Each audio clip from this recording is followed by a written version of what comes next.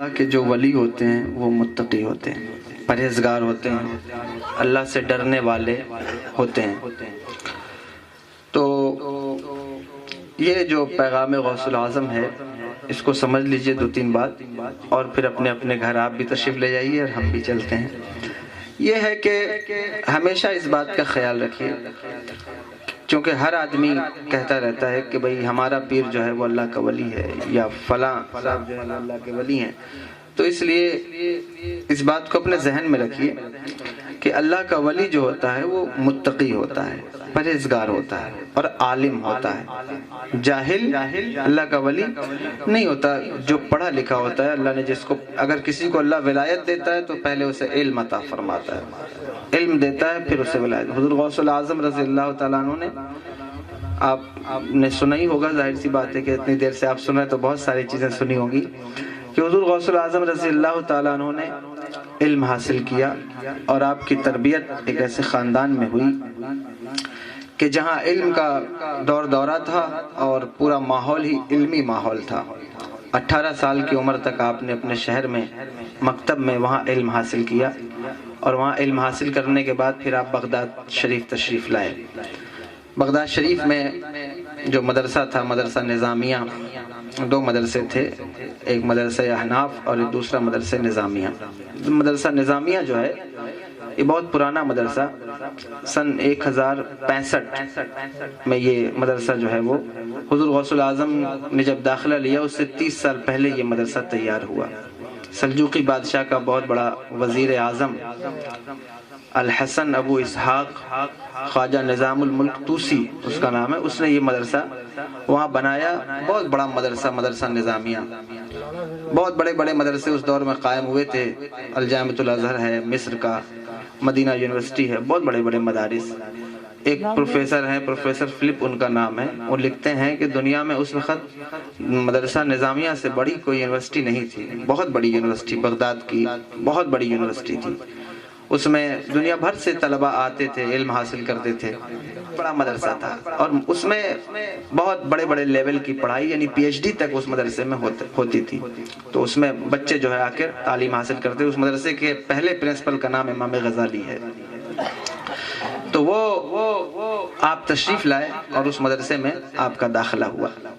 تو جب آپ کا داخلہ ہوا تو حضور غوث العظم کو جو کچھ عطا فرمایا گیا تھا گھر کی طرف سے، جو بھی مال تھا، دولت تھی، یعنی جو بھی 40 دینار آپ کی والدہ محترمہ نے دیے تھے۔ 40 دینار بہت ہوتے ہیں نا، دینار کو توڑائیے تو درہم بنتا ہے، درہم توڑائیے تو پھر اشرفی بنتی ہے، تو بہت ہوتا تھا دینار۔ آپ تشریف لائے تو آپ نے وہ خیرات کر دی۔ جب حضور کی حدیث پڑھی، اور اس میں درس نظامی میں حدیث پاک بھی پڑھائی جاتی تھی، فقہ، علم، منطق، کلام، معنی، سب کچھ پڑھایا جاتا تھا۔ تو آپ نے پڑھا کہ حضور نے ارشاد فرمایا کہ اگر یہ جو 2 پہاڑیاں ہیں مدینے کی، یہ سونے اور چاندی کی ہو جائیں تو میں شام تک انہیں خیرات کر دوں۔ تو جب آپ نے دیکھا تو آپ نے اس کو خیرات فرما دیا۔ اب خیرات کر دیا تو مدرسے میں، اس زمانے میں مدرسے میں رکنے کی فیس بھی لگتی تھی، ایسا نہیں تھا کہ جو ہے ایسا ہی کوئی مدرسے میں ٹھہر جائے۔ اب چونکہ یہ نظام بعد میں آیا، لیکن پہلے رہائش کا پیسہ دینا ہوتا تھا، تو رہائش سے آپ کو ہٹا دیا گیا۔ تعلیم آپ اسی مدرسے میں حاصل کرتے تھے لیکن رہائش نہیں تھی۔ تو آپ کہتے ہیں کہ میں کتابیں لے کے جنگل کی طرف چلا جاتا تھا، کہیں قیام کر لیتا، کہیں رک جاتا، ایک آپ کا امامہ تھا اس کو بچھاتے، اسی کو اوڑھتے اور تعلیم جو ہے وہ حاصل کرتے۔ تو ایسے ہی آپ کا سلسلہ جو ہے وہ، بتانے کا مقصد صرف اتنا ہے کہ جو لوگ ولی بننے کا شوق رکھتے ہیں تو وہ تھوڑا سا تعلیم بھی جو ہے وہ حاصل کیا کریں اور پڑھا کریں۔ پڑھنا بہت ضروری ہے، یہ آپ کے لیے بھی کہہ رہا ہوں، اور ہمارے جو احباب ہیں، جو نوجوان ہیں، ان کے لیے یہ بات کہہ رہا ہوں، ہم سب کے لیے، کہ پڑھنا جو ہے وہ بہت ضروری ہے۔ اور ہر مرحلے میں انسان زندگی کے کسی بھی مرحلے میں پہنچ جائے، اس کو تعلیم کا نظام جو ہے وہ جاری رکھنا چاہیے کہ وہ پڑھتا رہے، ہمیشہ پڑھتا رہے۔ حضور غوث العظم خود فرماتے ہیں کہ میں پڑھتا رہا، علم حاصل کرتا رہا، یہاں تک کہ اللہ نے مجھے مقام قطبیت عطا فرمایا۔ تو پڑھنا یہ بہت ضروری ہے۔ اب پڑھائی چھوڑ دیں، پتہ چلا پڑھنا ہی ہم نے چھوڑ دیا، اب ہمیں پڑھنے کی ضرورت نہیں، ہم فارغ ہو گئے، تو ایسا نہیں ہے۔ پڑھنا بہت ضروری ہے۔ پڑھنے کے بعد پھر مجاہدے کا ایک دور شروع ہوتا ہے کہ جس میں نفس کو کنٹرول کیا جاتا ہے، پھر وہ سب وقت جو ہے شروع ہوتے ہیں، ایک لمبا عرصہ گزرتا ہے۔ حضور غوث العظم کا 20 سال کا وقت، یا ایک روایت کے مطابق 13 سال 14 سال آپ نے مجاہدہ فرمایا جنگل و بیابان میں، 40 دن فاقے ہوئے، اور آپ جو ہے وہ کچھ کھاتے پیتے نہیں تھے۔ تو پھر اس کے بعد وہ دور بھی آیا کہ حضرت حماد بن مسلم دباس کی خانقاہ تھی، آپ تشریف لے گئے، آپ کے پیر و مرشد حضرت ابو سعید مبارک، بعض لوگ مخزومی کہتے ہیں، بعض مخرمی کہتے ہیں، لیکن زیادہ تر کتابوں میں مخزومی ہی استعمال کیا گیا ہے، لیکن بعض کے یہاں مخرمی کا لفظ استعمال ہوتا ہے۔ بہرحال اللہ تبارک و تعالیٰ نے ان کو درجات ہی ایسے عطا فرمائے ہیں اور مرتبہ ہی ایسا عطا فرمایا، حضور غوث الاعظم کے پیر ہوئے اور آپ کے وہ پیر ہیں، تو حضور غوث الاعظم نے آپ سے بیعت فرمائی، ان کی خلافت آپ کو ملی، ایک لمبا وقت مجاہدے میں، ریاضت میں، فاقے میں گزرا، اور بعض اوقات تو ایسا ہوا کئی مرتبہ کہ لوگوں نے یہ سمجھا کہ شاید یہ انتقال فرما گئے، یعنی اتنی زیادہ کمزوری لاحق ہو گئی، 40 دن اگر کوئی کچھ کھائے نہ تو آپ سمجھے اس کی کنڈیشن کیا ہوگی۔ تو ایسی بھی کنڈیشن آئی تو اس دور میں لوگوں نے انہیں اٹھایا اور سوچا کہ تکفین و تدفین کریں، پھر آپ کے بدن میں جنبش ہوئی تو پھر لوگ یعنی آپ پھر سے دوبارہ کھڑے ہو گئے۔ اللہ تبارک و تعالیٰ کو جب کسی کو منصب عطا فرمانا ہوتا ہے تو پھر ذمہ داریاں بھی اس کے اوپر بڑی ڈالتا ہے اور آزمائش بھی بہت ہوتی ہے۔ تو بلا شبہ حضور غوث الاعظم رضی اللہ تعالیٰ عنہ پیدائشی ولی ہیں، ولیوں کی بھی کئی قسمیں ہوتی ہیں، حضور غوث الاعظم رضی اللہ تعالیٰ عنہ پیدائشی ولی ہیں، لیکن اس کے باوجود بھی علم حاصل کرنا اور ریاضت کرنا، مجاہدہ کرنا، یہ اس بات کی طرف اشارہ کرتا ہے کہ اللہ اگر کسی کو غوث الاعظم بھی بناتا ہے تو وہ بھی تعلیم کے مرحلے سے اور ریاضت کے مرحلے سے گزرتا ہے۔ تو پھر جو لوگ دعویٰ کرنے لگتے ہیں کہ بھائی یوں ہی آئے اور ولی ہو گئے، تو ایسا نہیں ہے، ایک لمبا وقت گزرتا ہے، ایک لمبا ٹائم لگتا ہے، پھر اس کے بعد اللہ تبارک و تعالیٰ وہ مقام و منصب عطا فرماتا ہے۔ پھر وہ دور بھی آپ کا آیا کہ آپ مرغ کھاتے تھے اور اسے زندہ فرما دیتے تھے۔ تو اس طرح سے ہمیشہ اس بات کا خیال رکھیے کہ جو اللہ کا ولی ہوتا ہے اس کے اوپر بہت ساری مصیبتیں بھی آئی ہوتی ہیں، بہت اس نے ٹائم جو ہے گزارا ہوتا ہے عبادت و ریاضت میں، مجاہدے میں، تبلیغ دین میں، یہ ساری چیزیں جو ہیں وہ ہوتی ہیں۔ تو ہمیشہ اس بات کا خیال رکھیے۔ حضرت بندہ نواز گیسو دراز بلند پرواز شہباز دکن رحمۃ اللہ تعالیٰ علیہ جب حضرت حضور نصیر الدین محمود روشن چراغ دہلی رحمۃ اللہ تعالیٰ علیہ کی بارگاہ میں حاضر ہوئے تو آپ سید زادے تھے، آپ سے کہا کہ پہلے آپ جائیں علم حاصل کریں، کیونکہ آپ نے علم حاصل کیا تھا، قرآن شریف کے حافظ تھے، لیکن فرمایا نہیں، آپ جائیے اور جو علم ہے یعنی مفتاح ہے، منطق ہے اور علم کلام یعنی تفسیر کی کتابیں ہیں، یہ آپ پڑھیے۔ تو حضور تشریف لے گئے اور آپ نے علم حاصل کیا، پھر واپس لوٹ کر آئے، پھر سے بھیجا، کہا پھر جائیں اور علم حاصل کریں۔ تو بتانا یہ چاہتا ہوں کہ جب اللہ تبارک و تعالیٰ کسی کو منصب دیتا ہے تو پہلے اس کو محنت اور مشقتیں بھی بہت کرنی ہوتی ہیں، یہ نہیں کہ بس یوں ہی کسی کو بھی مان لیتے ہیں کہ اللہ کا ولی ہے، ایسا نہ کیا کریں۔ خدا کی قسم اللہ کا ولی اگر آپ کو کبھی مل گیا تو آپ کے دل کی دنیا بدل جائے گی۔ جو ولی ہوتا ہے جب اس سے ملاقات ہوتی ہے تو سب سے خاص بات یہ ہوتی ہے کہ انسان کا جو حب دنیا ہوتا ہے وہ ختم ہو جاتا ہے، دنیا کی محبت ختم ہو جاتی ہے۔ خدا کی قسم اگر آپ کسی ولی سے ملاقات کریں اور اللہ کرے کہ کبھی ملاقات ہو تو حب دنیا جو ہے وہ ختم ہو جاتی ہے، دنیا کی محبت یا تو کم ہو جاتی ہے، بہت حد تک کم ہو جاتی ہے۔ تو ایسا کیسے ہو سکتا ہے کہ کوئی ولی بھی ہو اور وہ جو ہے آپ کو ایک دم جو ہے یعنی کہنا چاہیے کہ دولت پہ ہی دولت آتی جائے اور دین کا خیال ہی نہ رہے؟ تو ایسا نہیں ہو سکتا۔ اس لیے ضرور آپ تو حضور غوث الاعظم کے ماننے والے اور ہم ان کے مریدوں میں انشاءاللہ تبارک و تعالیٰ اللہ قبول فرمائے ان کے غلاموں میں ہمیں، تو حضور غوث الاعظم رضی اللہ تعالیٰ کا جو مرید ہے سچا پکا مرید ہونا چاہیے، لیکن یہ بات یاد رکھیے گا، صرف 11ویں شریف کرنے سے مرید نہیں ہو سکتا، صرف لنگر کرنے سے مرید نہیں ہو سکتا۔ مرید ہونے کے لیے یہ ہے کہ نمازی ہونا چاہیے۔ آپ نے کیا فرمایا کہ بے نمازی کو نمازیوں کے مسلمانوں کے قبرستان میں دفن نہ کرو۔ آپ غور کریے اور سوچئے کہ جو غوث الاعظم بے نمازی کو قبرستان میں پسند نہیں کرتے وہ اسے اپنے سلسلے میں کیسے پسند فرمائیں گے، کیسے ان کے سلسلے میں ہو سکتا ہے وہ شخص؟ تو نماز کے لیے خاص خیال رکھیے اور ہمیشہ دھیان رکھیے کہ اگر آپ غوث الاعظم کے مرید ہیں تو یہ خیال رکھیے کہ آپ کی نمازیں، روزے، زکوٰۃ کے معاملات، یہ جو امور دین ہیں یہ ترک نہ ہونے پائیں، یہ کہیں چھوٹنے نہ پائیں، ورنہ نعرہ جو ہے وہ ایسے ہی ہو جائے گا اور اس کا کام جو ہے وہ نہیں ہو پائے گا۔ اس لیے ضرور کوشش کیجئے کہ دین پر آپ کی استقامت رہے۔ ساری زندگی حضور غوث الاعظم نے علم پڑھایا، ساری زندگی پڑھایا، تقریر فرماتے تھے، وعظ فرماتے تھے، تدریس کا سلسلہ بچوں کو پڑھاتے تھے، بڑے بڑے آپ کے شاگرد، بڑے بڑے طلباء جو آپ کے مدرسے سے فارغ ہوئے، بہت بڑی تعداد ہے آپ کے طلباء کی۔ تو اس لیے حضور غوث الاعظم رضی اللہ تعالیٰ عنہ کی شخصیت کو اس طرح کر کے بہت سارے ایسے بھی لوگ ہوتے ہیں جو ان کی شخصیت کو بدنام کر رہے ہوتے ہیں. بدنام کوئی کیسے کر سکتا ہے؟ ان کی شخصیت کا نام تو اللہ نے پیدا فرمایا ہے، بدنام نہیں کر سکتا، لیکن ہاں دوسروں کی نظر میں ان کو کچھ کہنے کا موقع ملتا ہے. کیوں ملتا ہے؟ کہ صرف 11ویں کرنا، صرف جو ہے لنگر کرنا اور نماز سے دوری رکھنا، عبادات سے دوری رکھنا، تو ظاہر ہے کہ وہ غوث الاعظم کا غلام نہیں. جو غلام غوث ہے وہ ضرور جو ہے وہ نماز کا پابند ہوگا، متقی ہوگا، پرہیزگار ہوگا. اب یہ بات رہ گئی کہ جب ہم حضور غوث الاعظم کو پکارتے ہیں، ان کا وسیلہ لیتے ہیں، ان کو طلب کرتے ہیں، یعنی ان کی دستگیری کے لیے ہم متمنی ہوتے ہیں کہ اللہ تبارک و تعالیٰ نے ان کو وہ اختیارات عطا فرمائے ہیں. بلا شبہ اللہ جسے چاہے اسے اختیار عطا فرما دے، جسے چاہے اسے منصب عطا فرمائے. تو اللہ نے وہ اختیارات عطا فرمائے ہیں کہ وہ دستگیری فرماتے ہیں. بلا شبہ جس کا یقین ہو، اور پھر یقین بھی یقین کامل ہونا چاہیے. ایسا نہیں کہ صاحب جو ہے وہ، ابھی لوگ تو شک کی منزلوں میں رہتے ہیں، انہیں پتہ نہیں رہتا. اب آج وقت نہیں ہے اتنا، لیکن شک نہیں ہونا چاہیے، بلکہ یقین کی منزل پر انسان پہنچے تو پھر ضرور وہ دیکھے کہ اس کی دستگیری کیسے ہوتی ہے، کس طرح سے ہوتی ہے. بڑے بڑے بزرگوں نے، حضرت امام شامی نے لکھا ہے حضور غوث الاعظم رضی اللہ تعالیٰ عنہ کے بارے میں کہ حضور غوث الاعظم رضی اللہ تعالیٰ عنہ کو اللہ نے کیا منصب عطا فرمایا ہے، اور آپ کس طرح اپنے مریدوں کی اور جو ہے وہ دنیا والوں کی اوپر کرم فرمائیاں کرتے ہیں. تو بلا شبہ یہ مدد آپ کو بھی پہنچے گی، لیکن ہونا یہ چاہیے کہ یقین انسان کے دل میں مضبوط اور مستحکم ہونا چاہیے. اگر یقین ہوگا تو ضرور اللہ تبارک و تعالیٰ وہ کرم فرمائے گا. وہ آپ نے واقعہ سنا ہے اس بڑھیا کا جس کے بیٹے کا انتقال ہو گیا تھا، اس کے دل میں یقین تھا. تو جب یقین ہوتا ہے تو پھر اللہ تبارک و تعالیٰ وہ چیزیں عطا فرماتا ہے. اور جب یقین کمزور ہو جائے، مضبوط نہ رہے، پھر بڑا مسئلہ پیدا ہوتا ہے، اور پھر دعائیں بھی جو ہے وہ عالم شک میں رک جاتی ہیں. اس لیے شک نہ رکھیں، بلکہ یہ سوچیں عقیدہ وہی ہے کہ اللہ ہی جس کو چاہتا ہے عطا فرماتا ہے، لیکن اللہ نے اپنے ان محبوب بندوں کو وہ اختیارات عطا فرمائے ہیں کہ بلا شبہ یہ جس کو چاہیں اسے نواز دیں. حضور اعلیٰ حضرت فاضل بریلوی فرماتے ہیں نا کہ کیا دبے جس پہ حمایت کا ہو پنجہ تیرا، شیر کو خطرے میں لاتا نہیں کتا تیرا.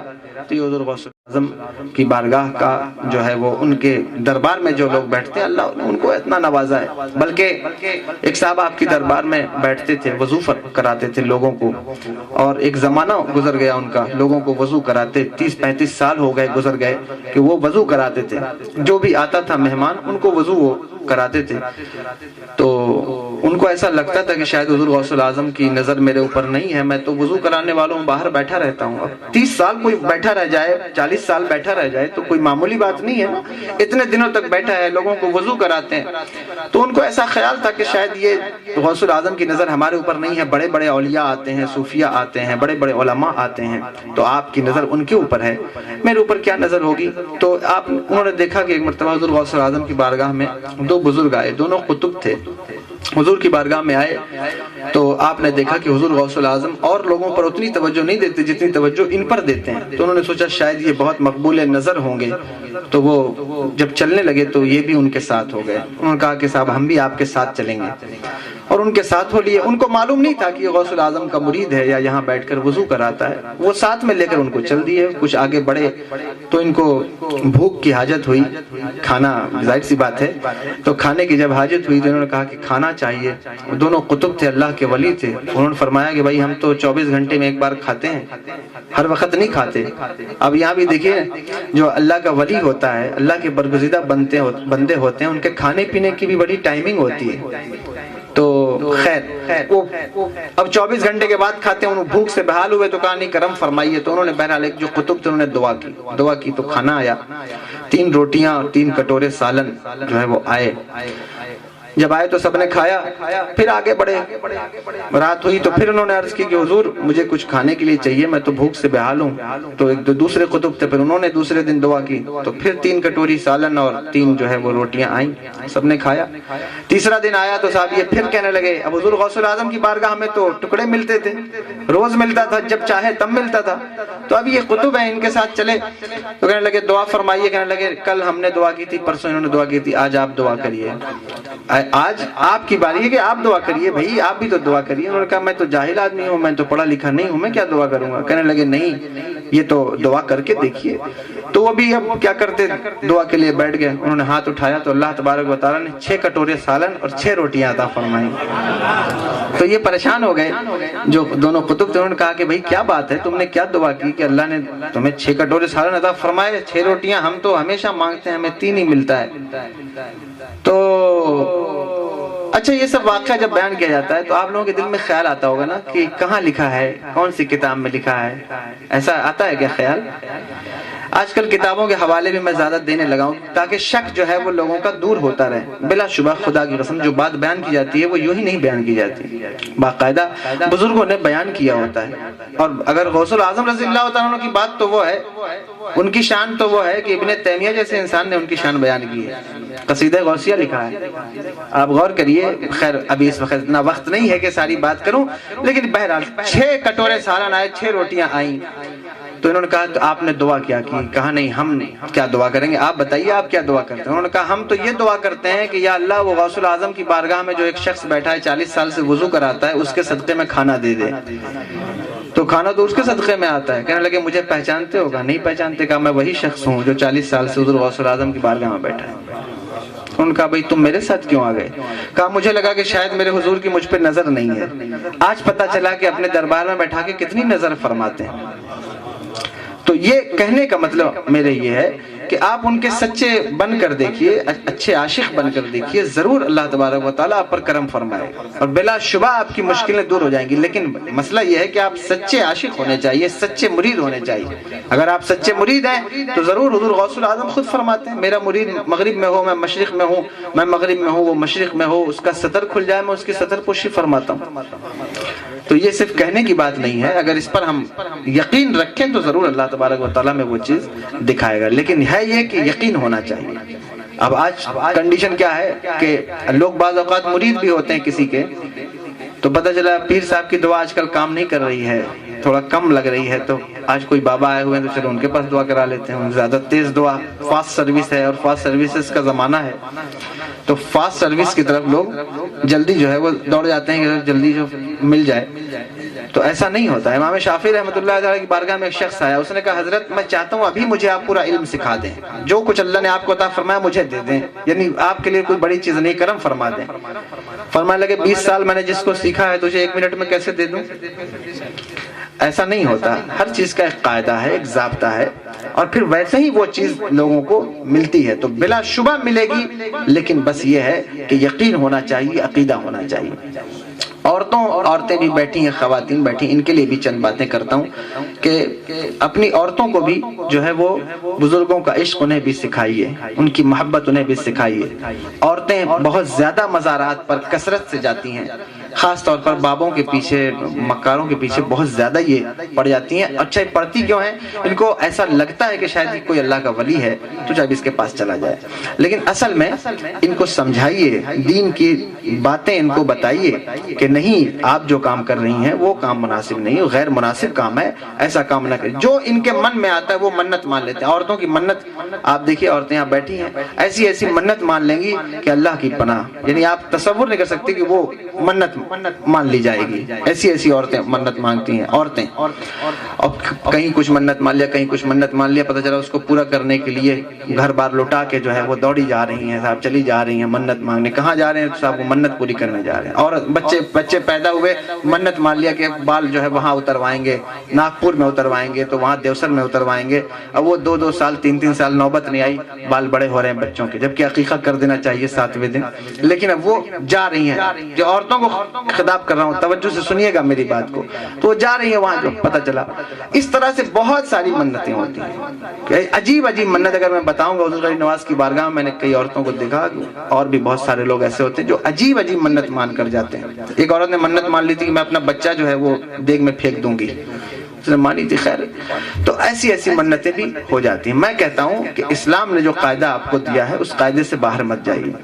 سارے اولیاء, غوث و قطب, ابدال ہمیں اسلام کی تبلیغ کے لیے آئے نا, اسلام پھیلانے کے لیے آئے. اگر کوئی اسلام سے باہر نکل کر ان سے محبت کرتا ہے تو وہ ان کا عاشق نہیں ہو سکتا, ان کا محبت کرنے والا نہیں ہو سکتا. ان کا محبت کرنے والا وہی ہے جو مذہب اسلام کا پیروکار ہے, شریعت کا پابند ہے, وہی. تو اس لیے یہ حرکت نہ کریں, اس سے کبھی آپ کو کو فائدہ نہیں ہوگا، نقصان کے علاوہ کبھی فائدہ نہیں ہو سکتا۔ وقتی طور پر اگر ہو سکتا ہے کوئی شعبدہ بازی دکھا بھی دے یا کوئی جادو کر دے تو الگ بات ہے، لیکن اس کا فائدہ آپ کو زندگی میں نہیں ہو سکتا، نقصان ہی نقصان ہوگا۔ اس لیے یقین رکھیے، یقین کے اس جو ہے وہ مرحلے میں آئیے۔